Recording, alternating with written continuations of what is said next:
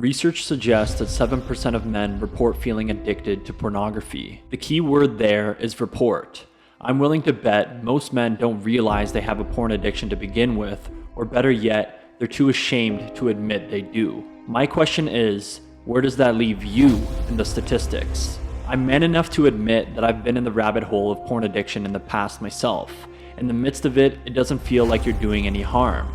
But if you take a broader outlook, you'll begin to realize how much it's affecting your life. It deprives you of your sexual energy, makes you awkward around women, and it creates an unrealistic perspective around sexual relationships in general. By accepting and admitting that you have a porn addiction and working to rid yourself of it, you can begin to reap the benefits of a porn-free life. Your relationships will improve, talking to women will feel easy and natural, and your energy levels will skyrocket to new levels. It can all become a reality, and as a result, you'll begin attracting more women, greater success, and better life satisfaction.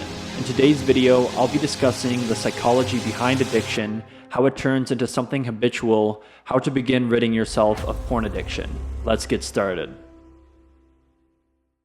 In the book The Primal Wound by John Furman and Ann Gila, they speak on something known as the primal wound and the threat of non-being. The threat of non-being is a psychological experience of feeling you don't exist, you're not seen or valued, and a lack of sense of self. This experience often stems from early childhood or lack of some sort of secure attachment early on, and it creates feelings of emptiness, isolation, and disconnect from your own identity and the world around you. In essence, it creates a feeling of not being fully present or even real. All addictions begin to manifest when someone decides to avoid the feeling of non-being through a process that creates more positive emotions and experience. In an addiction workshop, addicts were asked to write down the emotion they feel directly before they take part in their addiction. Feelings such as powerlessness, disintegration, invisible, and feeling alone were written down. All of these emotions imply the experience of non-being. The group was then asked if they were to follow through with their addiction, what experience did that act give them? Peace, security, comfort, approval, and feeling quote-unquote okay were all written down. This simple experiment showcases the fact that addiction is really a cycle between a negative experience and a positive. The interesting thing, however, is that the addiction begins to feed itself. People will experience the comfort of acting out their addiction, but not long after, they'll experience guilt, shame, and remorse.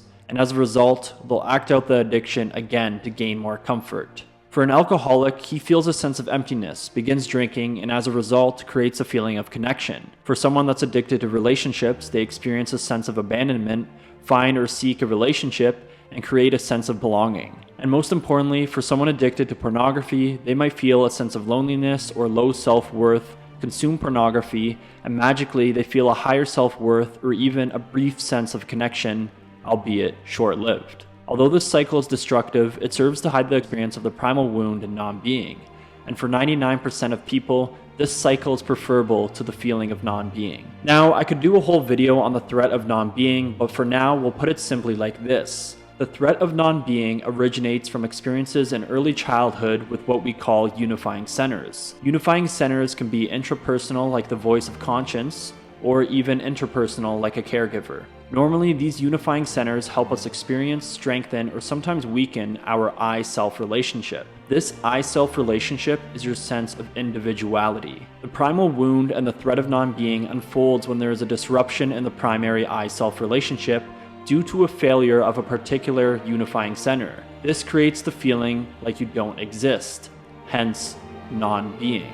The experience of being then splits into positive and negative modes. Or better yet, your higher unconscious and your lower unconscious. This is a way of surviving the non-being wounding. In the beginning, these parts are conscious, but with time they become unconscious. This allows the conscious personality to function protected from the extremes of pain and perfection and of trauma and idealization. For anyone to heal their sense of being, you must bridge the two sectors of life, engaging the heights of the higher unconscious and the depths of the lower unconscious. And as a result, face the primal wound beneath the split that's hiding it. For many men addicted to porn, this primal wound is the origin of it all. Your first step may be to recognize the cycle. Notice the emotions you feel before you take part, and the emotions you experience after. Begin to unfold your higher unconscious, the more positive emotions, and your lower unconscious, the more negative emotions. This act alone will build self-awareness and allow you to stop taking upon the habit without any source of consciousness of its unfolding.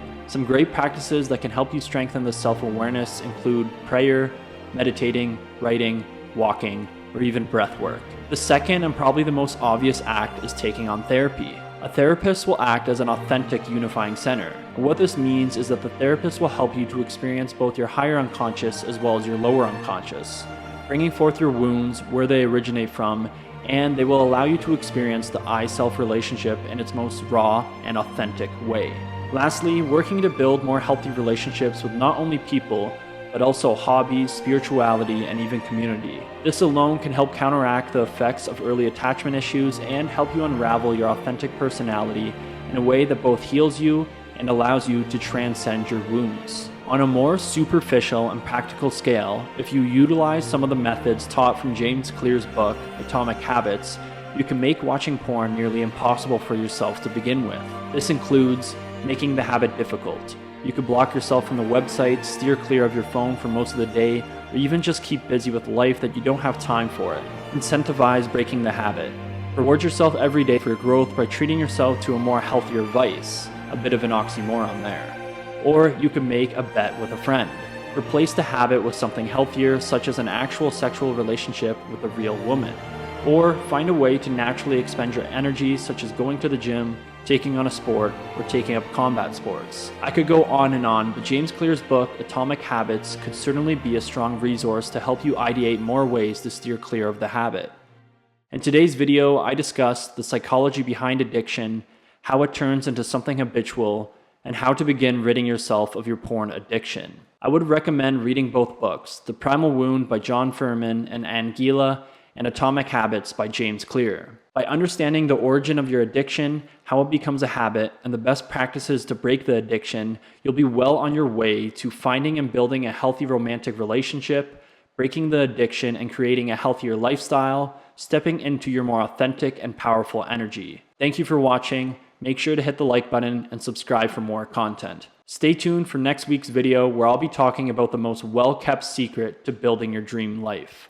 Until next time, brother.